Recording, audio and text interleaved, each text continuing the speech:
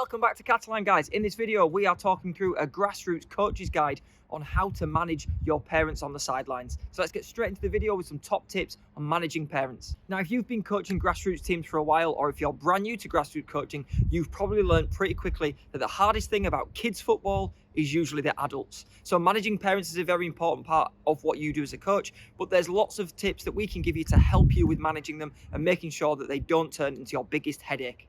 Tip number one is a parent agreement. So at the start of the season, what I always like to do is write up an agreement that the parents and the kids can read through and sign. We arrange a parents meeting at the start of the season and we outline exactly how the season is going to run, how things like equal playing time or player rotations and positions are going to work, and get every parent to agree to that before the season starts. It's always better to get their agreement beforehand rather than trying to get them to understand things and get them to agree to things halfway through the season when things aren't going how they would like it.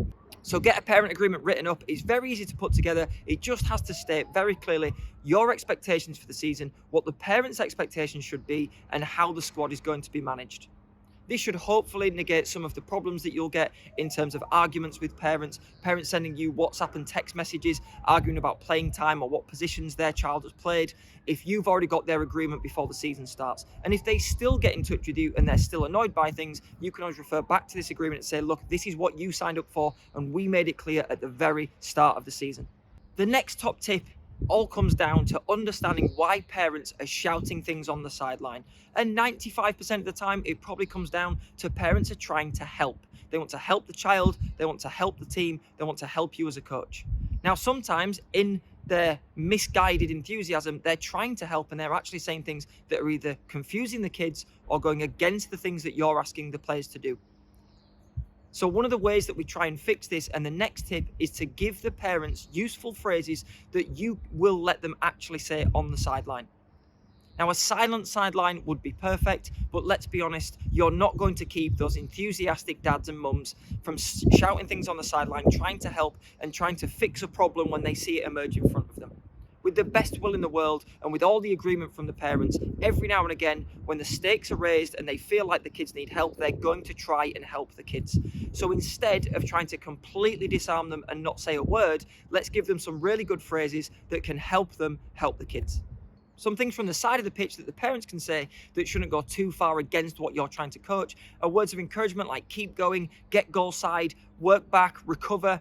Or it could be things that are a little bit more tactical, but still going to be used at nearly every stoppage in the game. Things like mark up, check for danger, look for runners, things like that, where every time that you're saying it on the sideline, things that might be reinforced by parents or them saying it to kids that are a little bit closer to the other side of the pitch where kids may be not able to hear you, then that can help reinforce your messages. But if you're clear with the parents and let them know what your messages for the game are going to be, then any parent on the sideline who's very eager and you can't stop them shouting, then what you can do is make sure they're at least aiding the experience for the kids and shouting the right things rather than confusing things and going against what you're trying to coach. Now, on the opposite side of that, it's absolutely vital that you explain to parents what is not supposed to be said at the side of the pitch. You wouldn't believe the amount of times that I've heard parents shouting press and then kids go run at the ball on their own, isolated, the ball gets played around them and all of a sudden there's a big gap through the middle of the team. It happens quite a lot and it usually comes from enthusiastic parents that just want their kids to get stuck in and go win the ball. But there is a time to press, there's a time not to press. There's a way to press in teams and there's a way to not press on your own. But parents might not understand all the intricacies of that stuff. So all they do is they just shout press because they've heard coaches shout it before.